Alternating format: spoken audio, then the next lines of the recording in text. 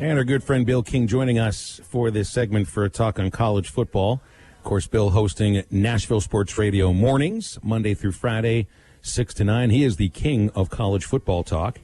Bill, before we get into the college football, we had somebody ask, did Nick Saban have some sort of a pep talk to the Alabama basketball team? Because you look at the SEC basketball standings, and it almost looks like what the football standings usually look like, with Alabama just running away with it right now, and it just doesn't seem right. Yeah, and let's face it, they're a really good team, and Nate Oates plays a very exciting, fun style, but Kentucky is epic levels of down. Alabama wouldn't be there if Kentucky was half right. And I wouldn't want to – I don't think Kentucky's doing much this year, but I wouldn't want to run into them late or postseason somewhere. Yeah. Because they're starting to build some momentum. But, yeah, it's let's compliment Alabama. Absolutely. They are a fun club to watch. And the guy who is at the podium right now for Tennessee, Danny White, hired him at Buffalo, actually elevated him at Buffalo when Bobby Hurley left. So, anyways. Yeah, and I know Danny White, of course, the new AD for Tennessee, coming from UCF, is having his press conference right now, introducing. Yeah. See, the guy he's already introduced before at the last place he administered, Josh Heupel. This seems like a logical step forward for Heupel, who's already, had experience as a coordinator in the Southeastern Conference. I wonder, though, when you look at how, each year the win total for UCF dropped in his 3 years, and I wonder if that puts a little pause on what you think about this hire, or you think this could be a home run hire, Bill? Well, I'll tell you this. The fans aren't taking it well. Vol Twitter. Vol Twitter can be nutty, to say the least, but Vol Twitter's not doing well with this. It's kind of ironic. It's really it's how you say it's so this school. This is so Tennessee. You hire the Parker search firm for a lot of money for a brief search, and you end up hiring the guy who's just down the hall from you. That's your previous job, right? You really needed help with that one, didn't you? And now they said that it was an exhaustive search, and they went nationwide. And he said, "I really tried not to hire Josh Heupel, but it was so overwhelmingly the hire to make." We made it. We'll see. Number one, when you're not winning, your coach's demeanor and personality has been picked apart. And this guy is as boring as watching a turtle walk, this coach. He's not a media guy. Now, again, if you win, it doesn't really matter. But this one's going to be interesting, guys. I'm lukewarm on it as an ultimate fix, if you will. Well, who would Vol Twitter have thought they could get right now with the program facing sanctions and players jumping ship and everything? Who do they think they were going to get? Right. I agree. You're dreaming about something unattainable. You might as well just before the announcement and before you know it is start up with your depression over this, because you're not going to get anybody whose name is going to cause you to run through the streets with confetti in the air. That's not where we're at right now at Tennessee. I wondered about, the mindset of those fans that just always want to talk about their brand and the facilities and everything. And I feel like you've got to have somebody that comes in and is at least realistic about what they're facing. Not tell them we're going to have an immediate return to glory, but you have to be realistic about what it is they're facing, and it's not good. Yep. No, you're right. You're right. It's if you're a college student now, and my oldest boys, one just graduated and one's a senior in college, both at Tennessee, and they don't have any knowledge other than Peyton Manning was there in the late 90s, T. Martin. They don't have any knowledge of Tennessee doing anything in football. They don't know about General Neyland or, again, the 98 national championship team. That was 200 years ago to them. So Vol football, for the fans with these expectations, is a long way removed from anything noteworthy. Yeah, in some ways that describes, I think, the state of what happens with Arkansas basketball sometimes. You have a lot of diehard fans that weren't even alive for not even the last national championship, but the last trip to the Sweet 16. And it's just, brand only lasts for as long as the success lasts, right? You just described Ty Richardson, by the way. That's exactly what I was talking about. That's funny. Meanwhile, Alabama just adds former NFL head coaches as their offensive line coach and their offensive coordinator. It just is it's amazing the I don't know what you would call like Nick Saban's coaching staff there year after year. Big names come in, they depart for other jobs. I mean, it's just like his own little coach factory. Nick is so out in front, ahead of everybody, whatever it might be. And think about how he's adjusted offensively. This style of offense isn't his way, right? But he's not stubborn enough to say, hey, let's take advantage of it. And he puts out maybe one of the best offenses ever, right? And that, again, it's not even his style.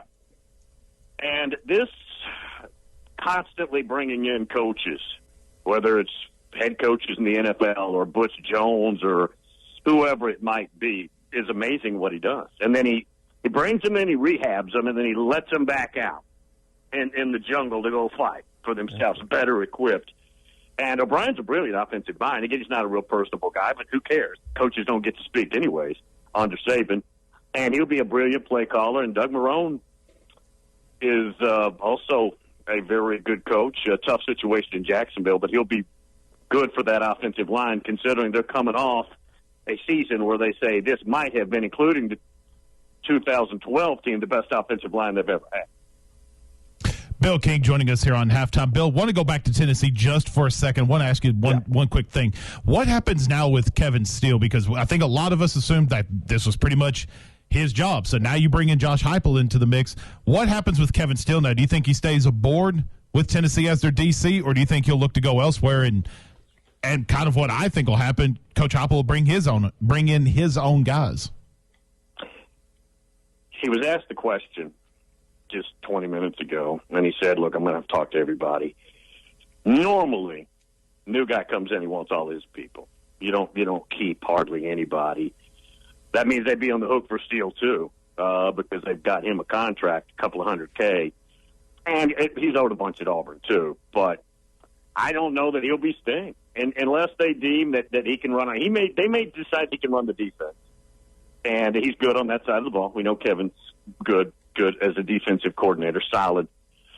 So that might be the case, but and they're having to pay, including Danny White and Heupel, about $6 million, I think, to get them out of their UCF situation. But they did free themselves with Jeremy Pruitt, those assistants, about $15 million. So I guess they're saying we're cash flow positive right now. But it's unclear. Long-winded answer, but unclear on Kevin. One thing we're looking forward to here today is the release of the 2021 college football schedule, or the SEC football schedule, I should say.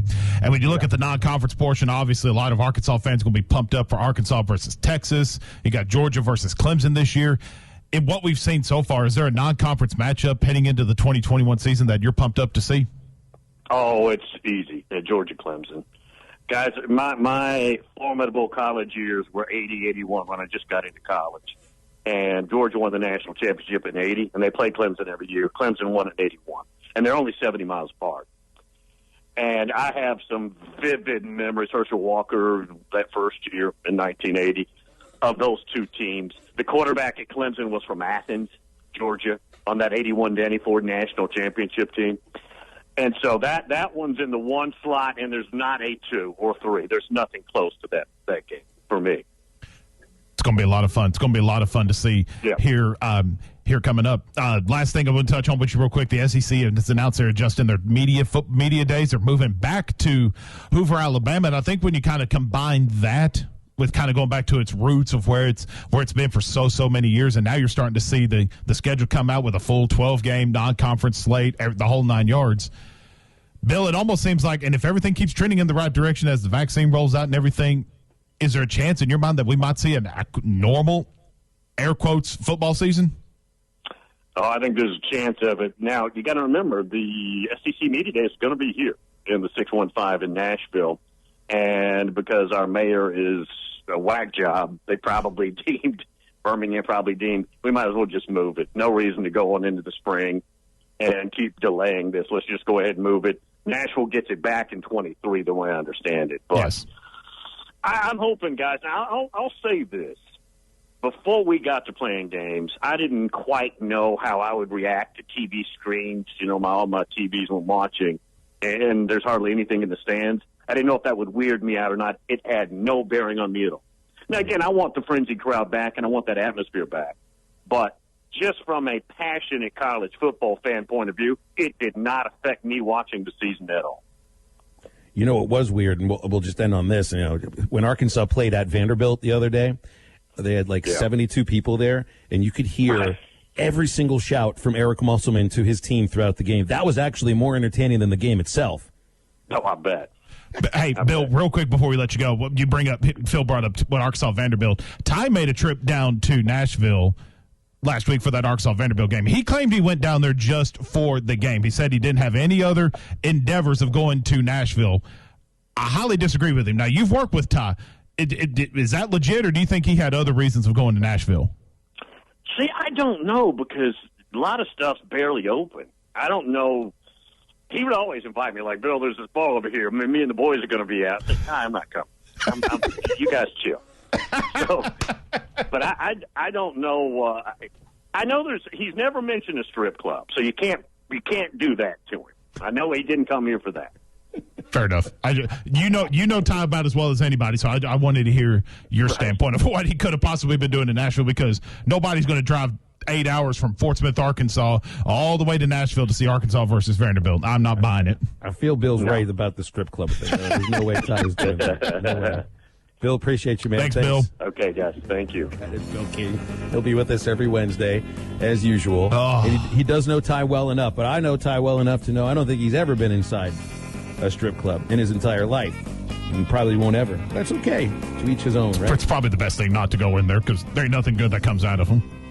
877-377-6963 to get with us in the last segment. Got a couple of things to clean up, and of course we will have the Arkansas football schedule and the rest of the SEC once we're done with the show today. Thanks, Greg Sankey, for ruining the show again.